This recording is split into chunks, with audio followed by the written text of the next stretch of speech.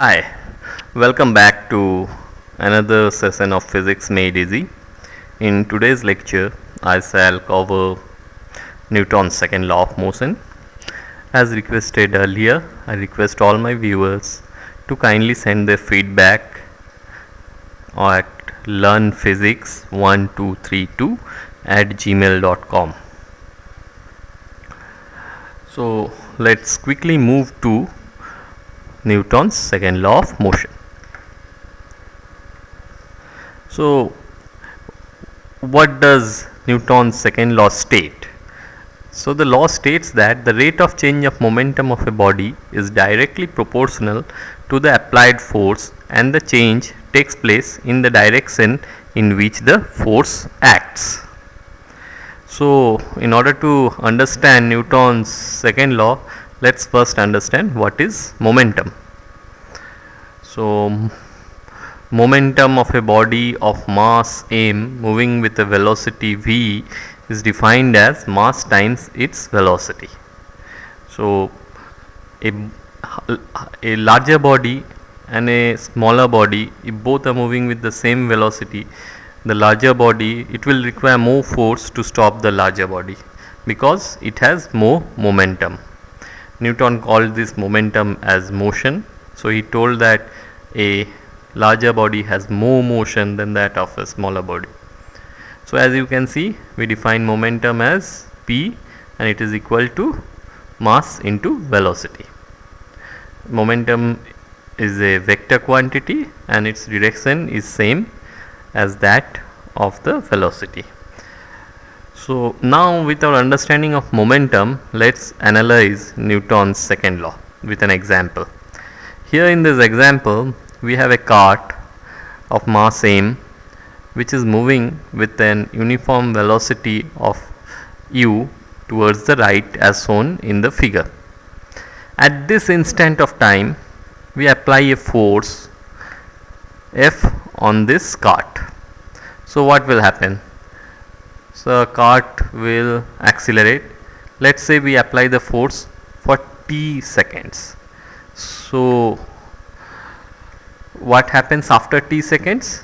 The cart accelerates and attains a velocity v. Now, with this understanding, let's see how it relates to the second law. So, what is the initial momentum of the cart? So, initial momentum P1, we call it P1, is m into u, where u is the initial velocity of the cart, and the final momentum, that is after t seconds, is mv. So, what is the change in momentum? It's P2 minus P1 and it's m in mv minus mu. So, this change happens over a duration of t seconds. So, what is the rate of change of momentum? Rate means change per unit time. So, m into v minus u by t. So, what, as per Newton's second law, the force is directly proportional to m v minus u by t, which is the change in rate of change of momentum. So, if you replace the proportional symbol with the constant of proportionality, it comes as F equal to k into m into v minus u by t, and now we replace v minus u by t, which is nothing but acceleration. So, we have the equation as F equal to k into ma.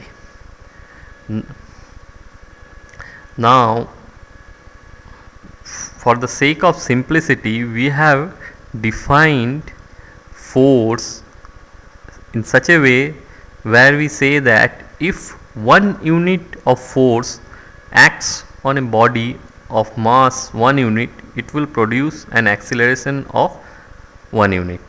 So, like if we say Newton, we have defined Newton 1 Newton of force as that force which, when acts on a body of mass 1 kg, will produce an acceleration of 1 meter per second square.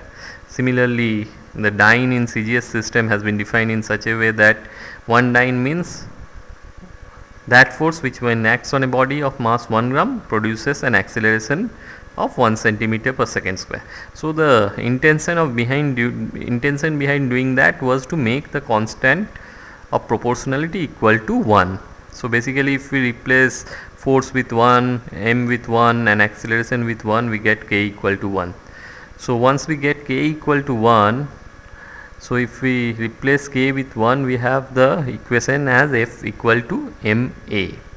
So this is the relationship between force and acceleration as per Newton's second law. So we say force equal to mass times the acceleration. Now let's see what's the real difference between Newton's first law and Newton's second law. As you can see, I have put it as Newton's first law is a special case of Newton's second law. So let's analyze and see why we say it so. So as per Newton's second law, we have F equal to m into a. Now suppose for a body we don't apply any force. So for that body, since it has a mass, m is not equal to 0. So obviously when we don't apply force, it implies that acceleration equal to 0.